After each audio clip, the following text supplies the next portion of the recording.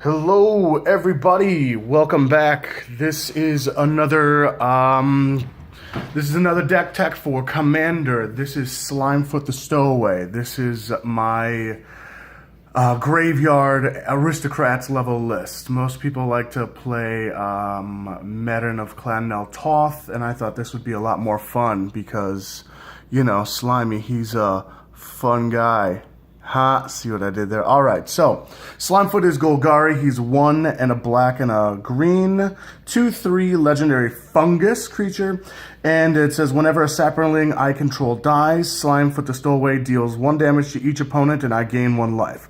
So it does not mean like if I deal 3 points of damage, I gain 3 points of life. It's 3 and 1 for me. And then you can pay 4 colorless and create a green saproling token, which is a 1/1.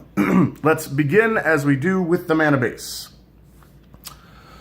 You're going to need swamps and forests. I think I've got 6 and 17, whatever, make it work, who cares? All right, now we have the non-basics. Evolving Wilds, Terramorphic Expanse, of course, do the thing. Command Tower, yes, tap for any color. Temple of Malady, I think this is. This is not Spanish, so I'm not 100% sure. No, maybe it is. Yeah, this is Spanish. But yeah, it's a Scryland. Temple of Malady, or as my buddy Ryan likes to say, Temple of Malady. So you've got that, and you have Verdant Catacombs to fetch up whatever duel you happen to need. If you have Bayous, great. I wish I did. Mortuary Mire is a tap land that comes into play and brings target creature card from your graveyard back on top of your library, and it taps for a black. So it helps you recur a little bit, which is always nice. Landwar Waste, tap for a colorless, or you can take a pain and tap for a green or a black. Pain land, yay. Dick Tower, no max hand size, tap for a colorless. Maze of Ith, tap for nothing, but it walks something out of combat, which is good. Gaia's Cradle, and yes, this is the proxy, but, you know, I'm not going to move it from one deck to the other. But tap for a green for each creature I control. Generates a fuck ton of mana, especially in this. Woodland Cemetery, it's the buddy lands. Urborg, makes everything a swamp. Guildgate comes into play tapped and taps for your colors. Jungle Hollow comes into play tapped, gain a life, taps for your colors. Tainted Wood, tap for a colorless, or it taps for a black or a green if you control swamp. And then last is Golgari Rot Farm, which is the bounce land or the Keru. That's the mana base. Now the ramp spells or mana rocks. You've got Mana Vault, taps for 3, pay 4 to untap it, and it doesn't untap during your untap step, and if you don't untap it on your upkeep, you take a damage. Costs 1 colorless to put out. Golgari Signet, pay 1 tap for your colors. Kodama's Reach, fetch 2 basics, 1 tapped on top, 1 tapped on the field, and 1 to hand. Growing Rites of Shitlamok. When it ETBs, look at the top 4 cards of your library and you can reveal a creature card and put it into your hand and the rest of the bottom of your library in any order. At the beginning of your end step, if you control 4 or more creatures, then you transform it into a Gaia's Cradle. But actually, it's better than a Gaia's Cradle because it actually will tap for 1 colorless if you don't have any creatures out. So that's one example of Shitlamok being a little bit better. So that's that. Now we have Emerald Medallion. All your green spells become 1 cheaper to cast. I should put a Jet Medallion in here. That's not a bad idea, but I don't have it right now. This is Ashnod's Altar. It's not so much a mana rock as it is a combo piece. Costs 3 colorless, and then if you pay 0 and sack a creature, you can add 2 colorless mana to your mana pool. So with this and Doubling Season and Slimefoot, we win. There are some other ways you can make it happen, but that's an instant win combo. And I'll let you know, or at least it's an infinite loop. We'll put it that way. All right. Creatures. Viscera Seer. He's probably the best sack outlet we've got in Modern and most other formats. 1/1 for 1 black. He's a vampire wizard. If you sack a creature, scry 1. Utopia Mycon. Mycon? We're going to say Mycon. 1 green for a 0/2 fungus. At the beginning of your upkeep, you can put a spore counter on him. If you remove 3 spore counters, you can make a 1/1 green saproling creature token. Now, if you sack a token, you float a mana of any color to your mana pool. Simple, but very effective and not cheap, if I recall correctly. Spore Frog, Fog Frog. 1/1 frog creature for 1 green. If you sack him, you can prevent all combat damage that would be dealt this turn. Super, super important. And I do have Medern of Clan Neltoth in here, so the Fog Frog Marin Loop is something that I do work with to keep the pressure off me while I'm draining my opponents. Because this is not so much an attacking deck as it is, like I said, an Aristocrat deck. The only people who will actually attack you with this while you're playing this deck are those who can try and overrun you, and Fog Frog just stops it. This is Steve. Sakura Tribe Elder, 1 in a green, 1/1 Snake Shaman. Sack him to tutor a basic card tapped onto the battlefield. Then shuffle. Spore Flower. 2 green for a 0/1 fungus. During your upkeep, you put a spore counter on Spore Flower, and you can remove 3 of those and fog for the turn. Another fog effect. Jade Mage. Jade Mage is 1 in a green for a human shaman, 2/1, and if you pay 2 in a green, you can put a 1/1 green saproling creature token onto the field. So, let you get sappy. Death Spore Thallid. He is a zombie fungus, and he's a 1/1 for 1 and a black. At the beginning of your upkeep, put a spore counter on him. If you remove 3 spore counters from this creature, you can put a 1/1 green creature token onto the field that happens to be a saproling. If you sack a saproling, target creature gets a -1/-1 till end of turn. So it's a repeatable issue where if you have a whole bunch of sappies, you can actually sacrifice a whole bunch of them and you can dismember something if you sack 5, or you could do even more crazy evilness. Zulaport Cutthroat and Blood Artists. No Aristocrats deck would be complete if you didn't have these 2 on here. This guy, whenever one of your creatures or Zulaport Cutthroat dies, each opponent loses 1 life and you gain a life, so you drain for 1. He's a 1/1 for 1 and a black. This is a 0/1 for 1 and a black vampire, and whenever he or another creature dies, any creature, opponent or yours, then target player loses a life and you gain a life. So they're similar, but they've got some nuances, but I mean, they're the way that you win. Couple of sack outlets here and there. You've got Bloodthrone Vampire. This one's a foilie. It's a 1/1 for 1 and a black. Another vampire, like I said. And if you sack a creature, it gets +2/+2 until end of turn. I've only really ever done that sack ability to make her bigger when I needed to get out of the range of like an Anger of the Gods or a Chain Reaction. What's the other one? The Kaboom Bees one, Blasphemous Act. So you pump her and make her big enough so that she lives. All right, a couple of other things. Dawn Strider, 1 in a green, 1/1 Spell Shaper. If you pay 1, tap her, and discard a card from your hand, you can prevent all damage that would be dealt this turn. I'm really big on the fogs, because once again, we don't want to attack with this deck. I don't really love attacking in EDH. This is kind of more fun. Rex Sage, 2/1 for 2 and a green, Elf Shaman. When it comes in, destroy an artifact or enchantment. Catacomb Sifter, Eldrazi Drone. It's a 2/3 for 1 and a Golgari. It's devoid, so it doesn't count as colored. When ETBs, you get a 1/1 colorless Eldrazi Scion token that you can sack to float a colorless, and then whenever another creature you control dies, you scry 1. So he can get kind of nasty too because of all the extra draw triggers and sack triggers and things. You can really filter through your deck quite effectively. Blood Baron. It's the exact same thing as the Bloodthrone Vampire, except it's a 2/2. So it's another thing you can sack your creatures to when you're going off. Sagittang Thallid. 2 and a green for a 1/1. The beginning of your upkeep, it gets a spore counter. You remove 3 spore counters, you can make a sappy. And then if you pay 1 and sack a sappy, you draw a card. Once again, more card advantage. The the big main resources in Magic, obviously, are mana, card advantage, and life total. So I try and capitalize on as many of those as I can. Ewit, more card advantage, I suppose you could say. 1 and 2 green for a 2/1 human shaman. Fantastically drawn by Therese Nielsen. When it ETBs, return target card from your graveyard to your hand. Simple. Smothering Abomination is the 4-drop for it's 2 and 2 black, devoid Eldrazi, 4/3 flying. And at the beginning of your upkeep, you have to sack a creature. But whenever you do sack a creature, you draw a card.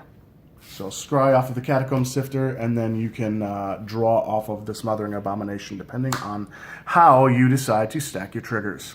This is Mycloth. 3 and 2 green for a 4/4 fungus. It has Devour 2, which states as such. As the CTBs, you can sacrifice any number of creatures, and this creature enters the battlefield with twice that many 1/1 counters on it. And at the beginning of your upkeep, create a 1/1 green sappy creature for each 1/1 counter on Mycloth. Mycloth gets crazy. I usually go for the Verdant Force or the Tendershoot Dryad, which are coming up, but this guy ain't no joke, yo. Doesn't mess around. Speaking of which, let's get these things in a better order, shall we? Yes, let's. All right. Let's go in for Merin. Merin of Clan Nel Toth. Legendary creature, very, very popular commander. 3/4 for 2 and a golgari.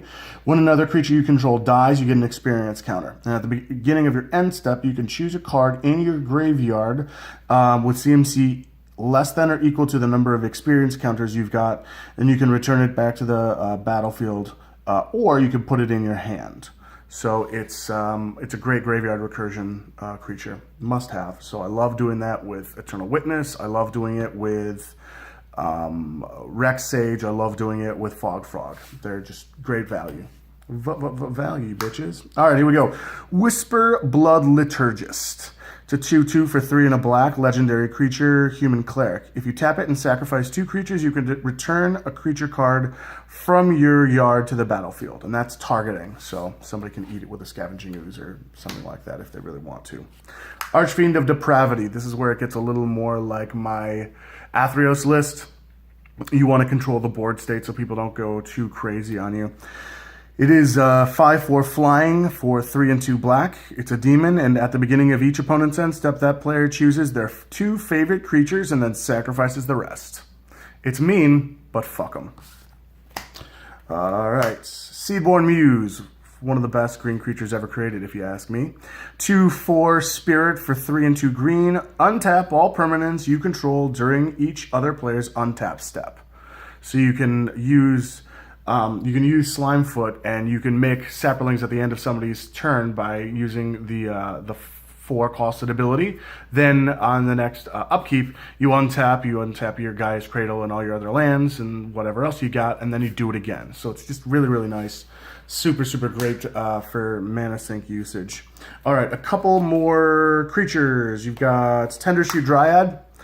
2/2 for 4 and a green. It's a Dryad, and it has Ascend. So if you are #blessed, at the beginning of your each upkeep, you create a green saproling creature token. That's not if you have the City's Blessing. This one is. Saprolings you control get +2/+2 as long as you have the City's Blessing. Now I do run Skull Clamp in here, so the City's Blessing thing sometimes isn't great unless I have a sack outlet, because I want things to die when I put the Skull Clamp on them. So it's a little bit of a mixed blessing, but you're making a hell of a lot of saplings, which is a good thing if you ask me. So that's why it's in there. Verdant Force. It is the Tendershoot Dryad 1.0. 5 and 3 green, 7/7, and during each player's upkeep you get sappy. Straight up. Just fantastic. That's usually my first tutor target. Then you have Namada Grove Guardian, Treefolk Legend, 4/5 for 4 and 2 green. If you pay 2 and a green, you can get sappy. And if you sack a saproling, all of your saprolings get +1/+1 until end of turn. One day, I'm going to get super sappy and then sack a whole bunch of them. and make my other sappies really super huge and punch in for the win. There are a lot of avenues to victory here, but this is just my personal favorite. Is the Aristocrats route. Vraska, Golgari Queen. 2 and a Golgari for her as a Planeswalker. She starts with 4 loyalty. Then if you +2 her, you can sack another permanent and gain a life and draw a card. If you -3, you can destroy target non-land permanent with CMC, converted mana cost that is, 3 or less. If you -9, you can alter and get an emblem with whenever a creature you control deals combat damage to a player, that player loses the game. So you get the Assassin's ability, basically, that the old Vraska had. So super, super good. All right, now lots of enchantments in this one, so let's get to it. Many of these are tutoring enchantments. Well, actually, these are just the tutors, really. So we've got Defense of the Heart, 3 and a green for an enchantment that says at the beginning of your upkeep, if one of your opponents controls 3 or more creatures, you sack this and tutor 2 creatures to the field. That could very well be the win. Natural Order, sack a green creature to tutor a green creature onto the field. That's usually going to be Verdant Force. Pattern of Rebirth. It's an aura that whenever the enchanted creature dies, then you get to tutor a creature card to the field.